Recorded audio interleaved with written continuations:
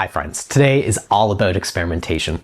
I've been sitting on one tube of glossy ink for quite a while, I think at least well over a year now, and I'm really bad with trying new materials, and so I just needed an excuse to get in there and try it.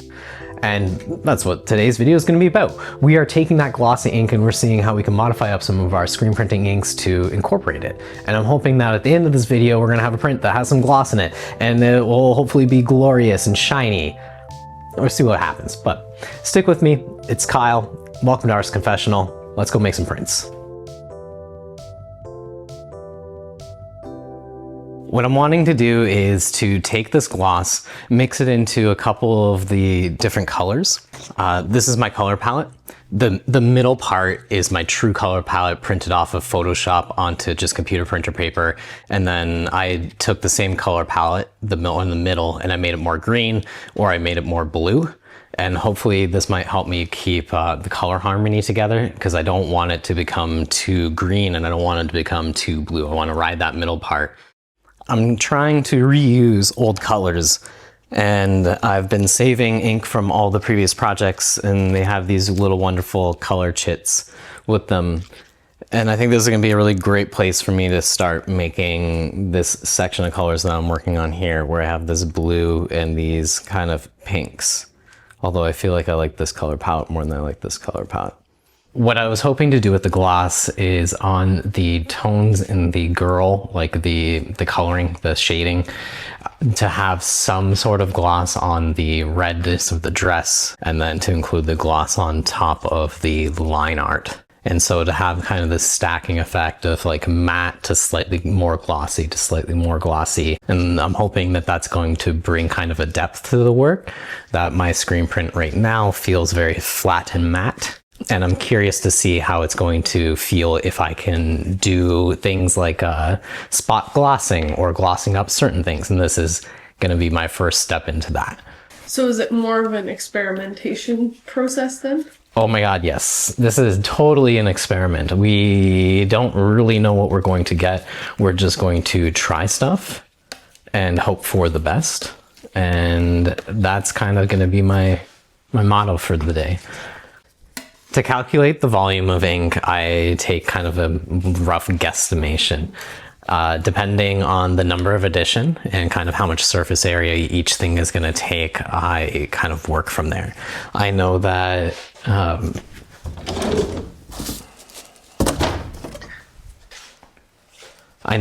about a third of a cup is about what we'll do about 20-ish prints. It's depending on how much surface area. If it's a big field, it's probably not going to quite do that. But for a lot of my work, that's kind of about 20. So I'm going to aim for about 30 prints in this edition. So I'm going to probably aim for about half a cup of ink. Half of that cup. There's not an exact method to it. It's not like I don't have like a gram per gram. I should do an experiment like that where we just figure out physically how much ink can 25 grams of ink go. We can add a little bit of gloss into it and see what happens, and then start increasing our ratios. And what's your hope with the gloss? I think gloss brings texture to a work. And I think that could be an interesting way to highlight something or to pronounce an element within the artwork that like you might not be able to do otherwise. I think this is going to be my first color. I don't know if we've included enough gloss into it yet. But maybe before I go hog wild on gloss, I'll mix up the second and the third color, and then we can get like an idea of how this is going to work.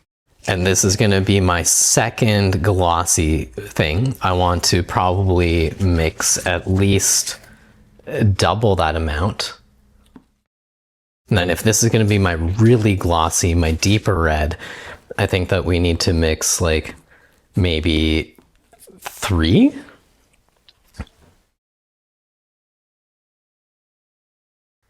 I've mixed my ink and I now have blue ink that we're gonna do the background with. I got 30 sheets of paper to go through. This is my little tester dummy. It's just a digital print taped onto a piece of my paper. So I'm going to put some ink on the screen. I'm gonna flood it. I'm gonna print onto the acetate, and then we're gonna set this up to, I guess I put that side that way. I might have to flip that. Maybe I want the deckled edge upward instead of downward. I'll fix that and then we're gonna get printing.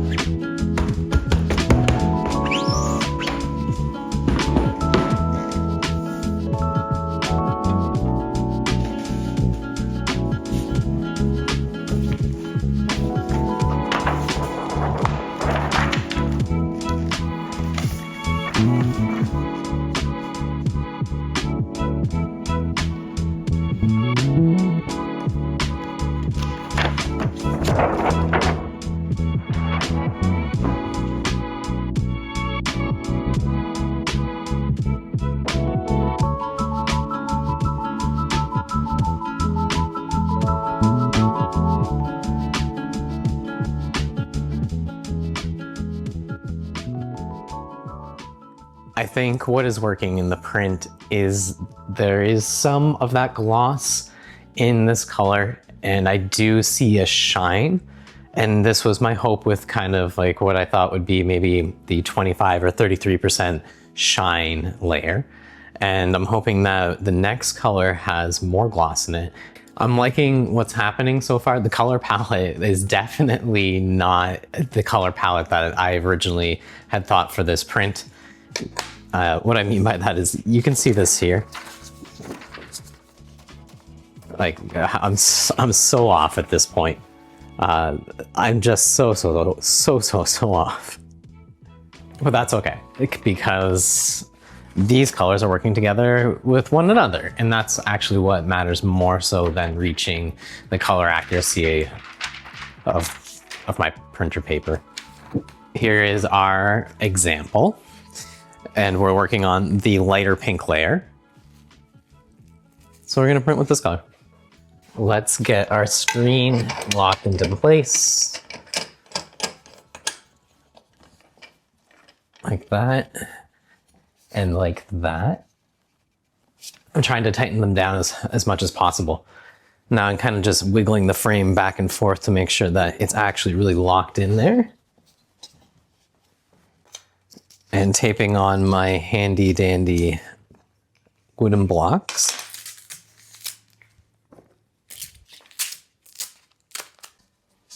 I think it's safer to put the blocks on the screen than it is to tape them onto the table itself. We have our thing taped down. We have our hinges in place. We have our Mylar secure. I think that's kind of all of it. In my first layer, I registered to the blue in the background. So I should try my best to register this to also the blue, although this is the secondary color. Is ultimately I will end up registering the line work to the blue, I think. I hope it looks good that way. We're going to flood our screen. And I'm going to print onto the Mylar. Flood our screen again. Well, that's quite far away. I don't like that.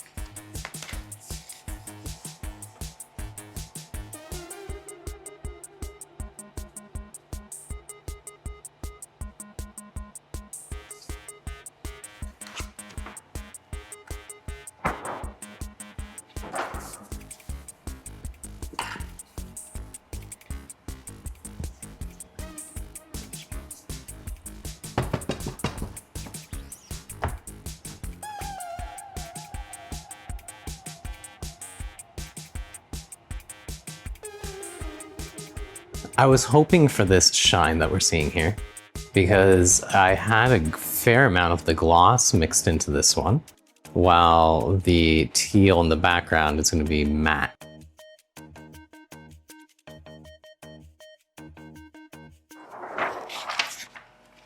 I thought I would try to share some of my thoughts while I print, talking to the camera, about portals and exactly why I'm making an image of a girl stepping through or being helped through a portal.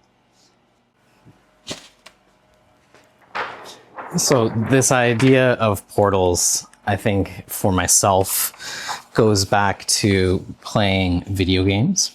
And it goes back to specifically playing, I think, Ultima, where they introduced this idea of a moon gate, which was a portal that you could move through and be teleported to different worlds to engage in fights and go adventuring.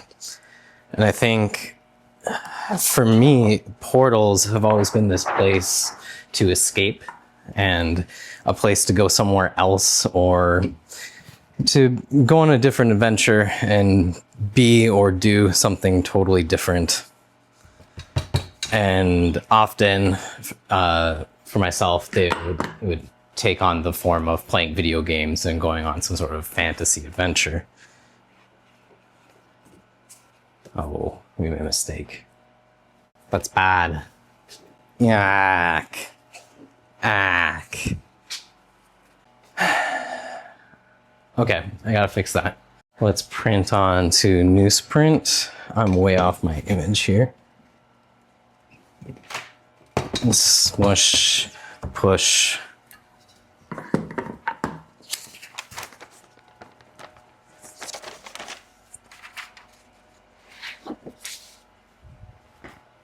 I think we are back on track. So trying to talk to you while doing something else about something meaningful, not the easiest for myself. What was I talking about? I was talking about portals.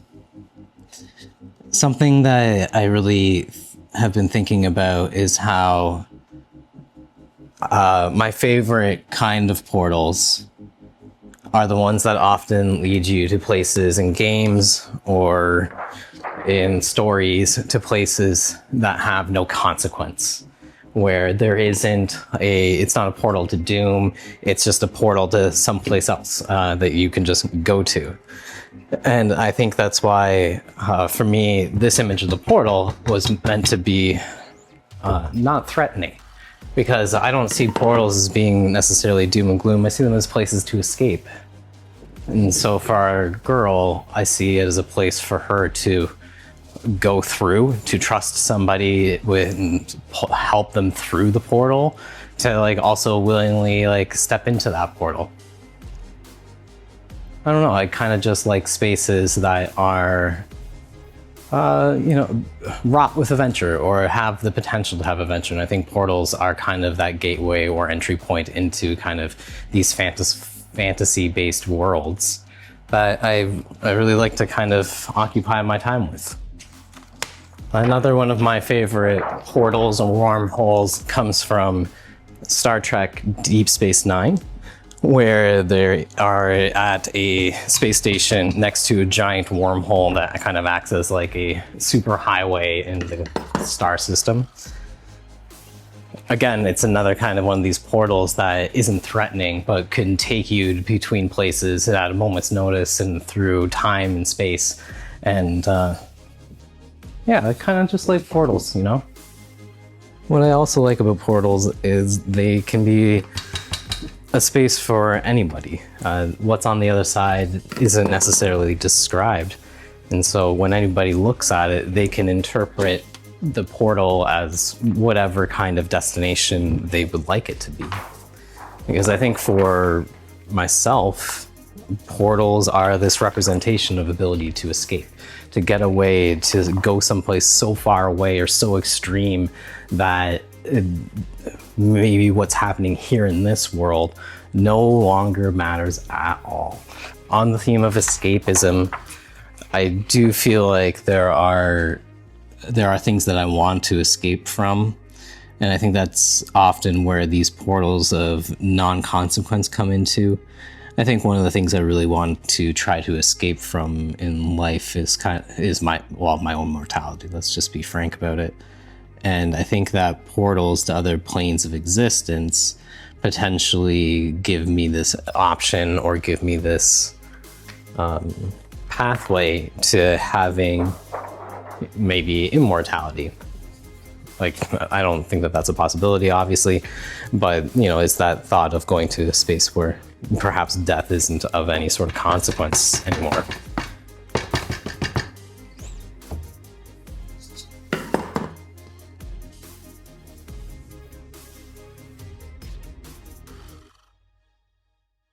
I'm gonna clean everything up, and I thought that I would reweigh the ink and see how much ink this thing took. And I know that I'm gonna lose a little bit when I reclaim the ink from the screen and the squeegee. It's gonna be such a nominal amount that I don't really care, but let's put the cup on, let's hit tear, let's drop her on in 38.6. We used about 10 grams of ink to go through 30 prints of an image or so about yay size. Don't know what that's worth, but that's all something to keep in mind. I have my edition printed for the third layer. How do I want to pick these all up? I want to pick them all up from the bottom. If some of these are duds, they will just be duds and we will continue to print them. So I'm not worried about checking the prints over for quality or anything at this point. I'm mostly just trying my best to make the cleanest edition I possibly can. Like those ones, they have distressing. They might be fun though. But it wasn't intentional, so I don't know if they'll make the cut. Besides a couple obvious mishaps, I think that we're looking pretty good in this edition. Okay. This will be my next color, which will sit on top of these. And you can see right now how my swatches kind of measure up with the actual colors. You can see like pulling a color doesn't quite do the same justice as like pulling it through a screen. Stuff sits more flat. So what do we expect? We'll put the cup on the scale. We will tear, and now I'll set it back to 0. 71.9. My addition. Let's put that over here. This is purple. I'm so certain that this is gonna print purple. These were my colors. This is what I have. This is what I want to work towards. This is what I have. It's wild sometimes how color messes with your brain. I guess we'll just give it a try and see if it works. Like that, I think is going to print a lot more purple than what's here. I'm not too worried. I think that I have to trust that the color harmonies that I see on the little swatches is going to do this print justice. Okay, I just got totally distracted. Wow, it's really hard when you do all of this by yourself. I was putting ink onto my screen so I could actually pull the print, which I came out here to do about half an hour ago. Oh my god, it's so purple. I'm so worried about this.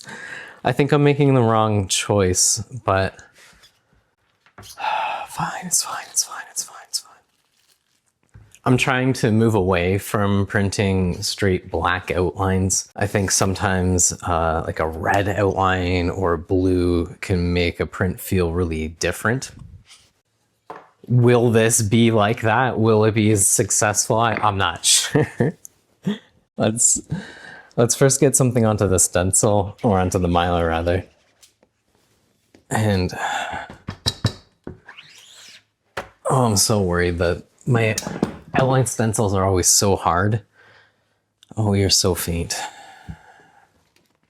So here's what it is on newsprint. What I'm worried about is this foot and how much of the bottom part of the foot I actually still get. And I think things are looking pretty good. We're gonna put more ink on. Just want a little bit more wetness. Hopefully nothing's moved. And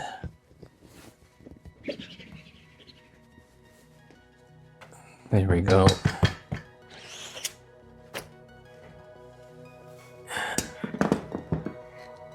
Okay, hey. Now, I think that's a win.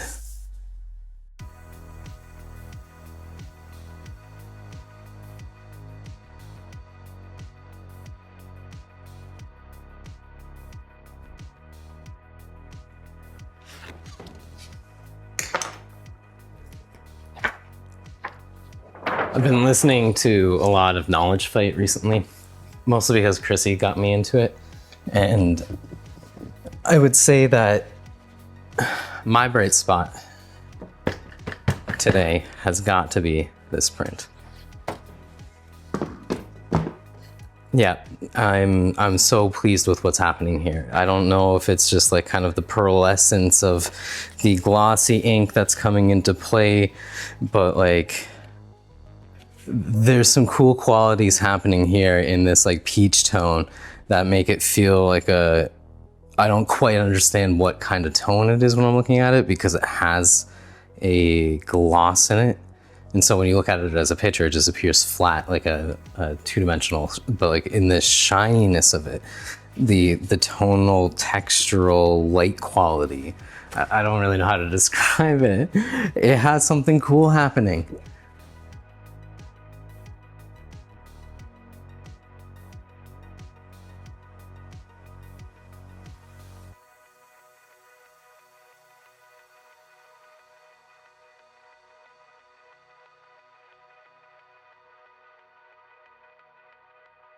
It's been a few days since I've printed Safe Travels. I wanted to give the ink a little bit of time to dry before I kind of really looked at it and see what kind of qualities it had in the end. And I'm really content and really pleased with what's happened here. Now, there are like some things that I think are being really successful. There are some of my own expectations that I've had to tamper, and just want to kind of share with you some of my thoughts.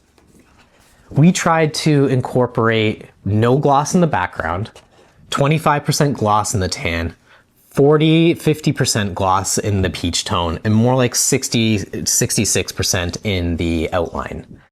When I look at this in the light, there's a distinguishing tone or pearlescence between those three tones. So that volume change, I think is working. It's clear that one is more glossy than the next.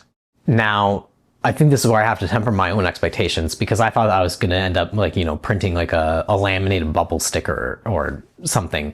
And I don't know why I thought that that's what gloss would be. Like it would be like as though I poured epoxy resin on the print. Of course, that's not going to be what that's just not, that's never going to be the end goal. But I don't know why I thought that. And I think that I'm happy that it isn't just like a sticker epoxy resin that's like sitting on top of this, because I think that that would have, I don't think I would have liked that. And what I think I do like about this is the subtleness that that pearlescence is giving to each one of those tones. It's kind of making it pop just a little bit. And I really like how it's sitting on here. I think that this was a big success. And that's going to be it for me in the studio today. I've had a great time exploring gloss. I hope you have too. You could hit that like button, you could hit the subscribe button, you could support our channel by becoming a member of the Patreon community. Either way, I hope you had a great time, and I hope that you have amazing art adventures in your future, and I will catch you on the next video. Bye for now. What are the secrets of studio?